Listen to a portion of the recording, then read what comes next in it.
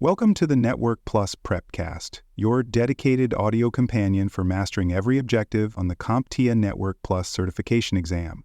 This series is produced by baremetalcyber.com. Provider links are the highways that carry enterprise traffic beyond the walls of the local area network. These links, provisioned and maintained by external service providers, serve as the connection between branch offices, cloud platforms, internet services, and data centers. Without them, modern wide-area networks could not function.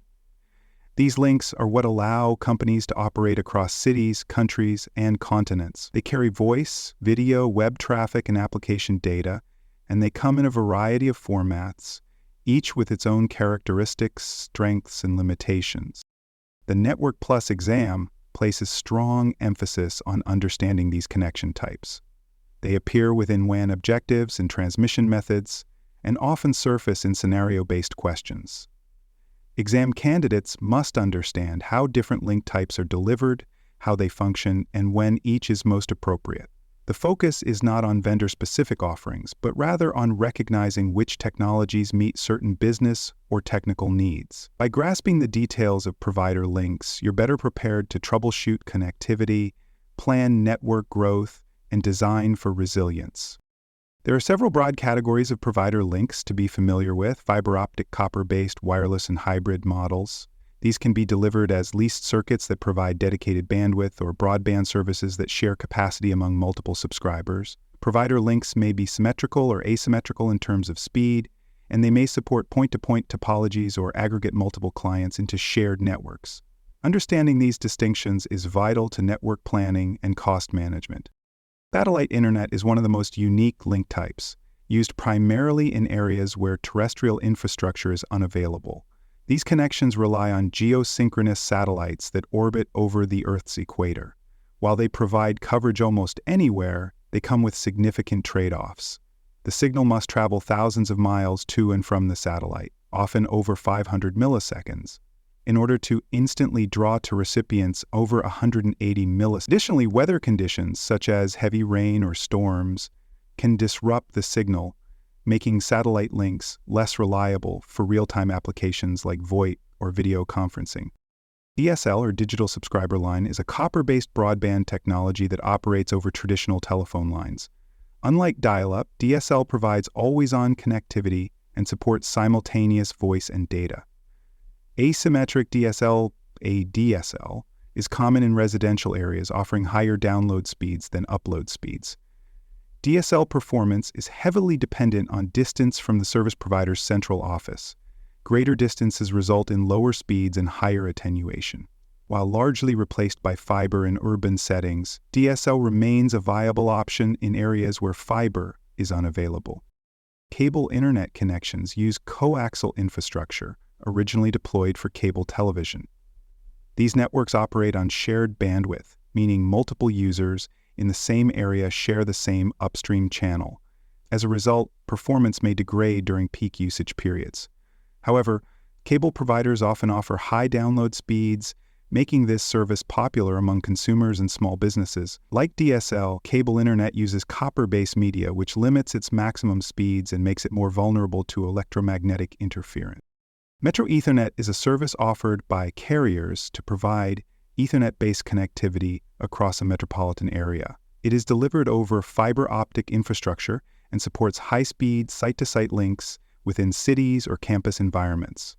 Metro Ethernet operates at Layer 2 and can be easily integrated into existing LANs, making it a flexible choice for enterprise WAN connectivity. It enables businesses to extend their internal Ethernet networks across multiple locations without requiring traditional IP routing or tunneling. Multi-protocol label switching, MPLS, is a sophisticated provider-managed network technology that uses labels instead of traditional IP routing to move packets through the carrier's backbone.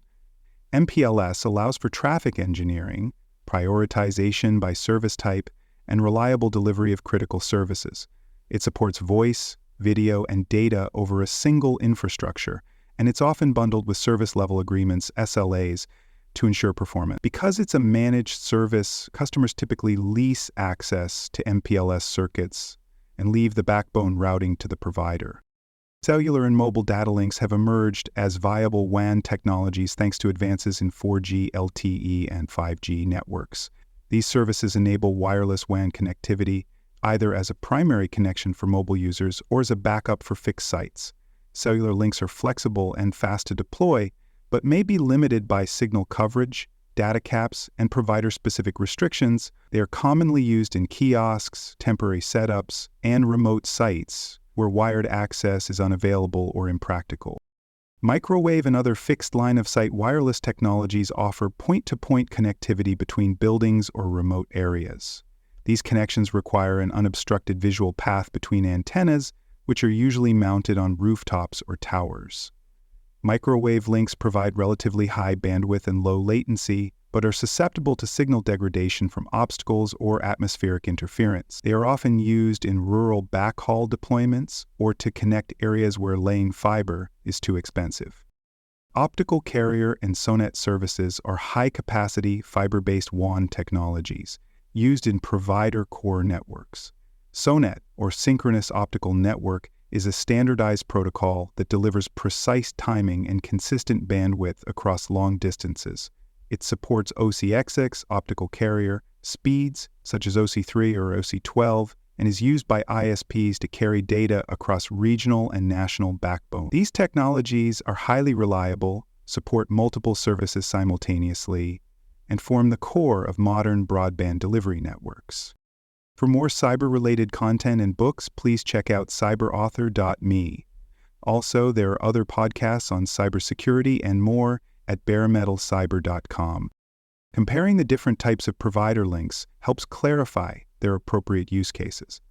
Fiber optic connections offer the highest bandwidth and lowest latency, making them ideal for data-intensive applications and backbone connections. Copper-based links like DSL and cable are more accessible, but come with limitations in speed, distance, and susceptibility to interference. Wireless links, including cellular and satellite, offer flexibility and coverage in areas where wired connections are impractical, but they often sacrifice performance, reliability, or both. Each option involves a trade-off between speed, cost, availability, and scalability. One of the most critical decisions in WAN planning is choosing between fiber and copper for access. Fiber optic lines provide vastly superior bandwidth and signal integrity over long distances.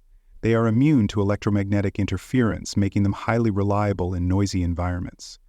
Fiber is the standard for modern high-performance networks, particularly in urban or enterprise contexts. Copper, while still in use in legacy installations, has physical limitations that cap its distance and throughput. Technologies like DSL attempt to extend copper's viability, but they can't compete with fiber's speed or long-term scalability. Redundancy is a vital design consideration when relying on carrier links. Dual homing, or connecting a site to two different provider circuits, allows for automatic failover in the event of an outage. This can involve two circuits from the same provider or circuits from entirely different carriers. Load balancing between links can improve performance and reduce reliance on a single point of failure. For organizations that depend on 24/7 connectivity, such as hospitals, financial institutions, or cloud service providers, carrier link redundancy isn't optional, it's required for business continuity. The physical handoff from the provider to the customer involves specific interface types. These may include Ethernet connections, serial interfaces for legacy WANs, or fiber transceivers using SFP modules. The type of handoff depends on the service being delivered and the capabilities of the customer premises equipment, CPE. In some cases, media converters are required to translate between fiber and copper or between different signaling types. Ensuring that the interface matches both the provider's requirements and the internal network infrastructure is a critical part of WAN deployment. Performance metrics vary by link type and are central to evaluating provider services. Bandwidth and throughput define how much data can be moved over the connection in a given time. Latency, or delay, is particularly important for real-time applications such as VoIP or online gaming. Jitter variability and delay can cause choppy voice and video if not managed properly. Error rates and signal loss may also be monitored, especially on copper and wireless connection. Knowing which metrics to monitor for each link type helps maintain quality of service and troubleshoot issues quickly. Wireless WAN technologies, including cellular, satellite, and microwave, offer unique capabilities and challenges. Cellular networks provide mobility and rapid deployment, but may suffer from signal strength fluctuations and data throttling. Satellite offers coverage in remote areas but has high latency. Fixed wireless, such as microwave or millimeter wave, offers a viable alternative to fiber in rural or mountainous terrain, but requires precise alignment and line-of-sight conditions. These technologies are often used for backup, mobile, or last-mile connections where traditional cabling is not practical. Service-level agreements, or SLAs, are formal contracts between a provider and a customer that define the expected performance of a service. SLAs typically include guarantees for uptime, bandwidth, latency, and packet loss. They also define the provider's obligations in the event of service failure, including escalation procedures and response times. Having a strong SLA is essential for businesses that rely heavily on their WAN links. It provides leverage during troubleshooting, ensures accountability, and allows for planning based on predictable service metrics. On the Network Plus exam, provider link concepts are tested in a variety of formats. You might see scenario-based questions where you must identify the best WAN link for a particular environment, such as recommending satellite for a remote outpost or suggesting Metro Ethernet for inter-ocean connections in a city.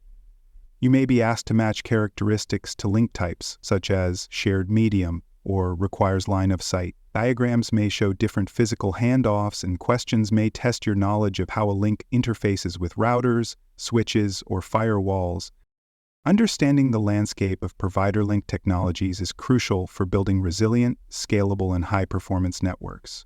Whether choosing between fiber and copper, configuring failover between cellular and cable, or selecting the right microwave frequency for a rural bridge, the ability to evaluate each link type's strengths and weaknesses is a fundamental skill. Provider links are the foundation of the WAN. Understanding how they work is essential to ensuring that networks are connected, available, and optimized for the demands of modern communication. Thank you for listening to this episode of the Network Plus Prepcast, your trusted audio guide to the CompTIA Network Plus certification. This episode was produced by baremetalcyber.com. For more cybersecurity podcasts, books, and resources, visit baremetalcyber.com. Thanks for joining us for this episode of the Bare Metal Cybersecurity Plus podcast. For more episodes, tools, and study support, visit us at baremetalcyber.com. And before you take the test, make sure to check out the practice questions in the book Achieve CompTIA Security Plus SY0-701 Exam Success by Dr. Jason Edwards. They cover every domain and are a powerful way to lock in your knowledge.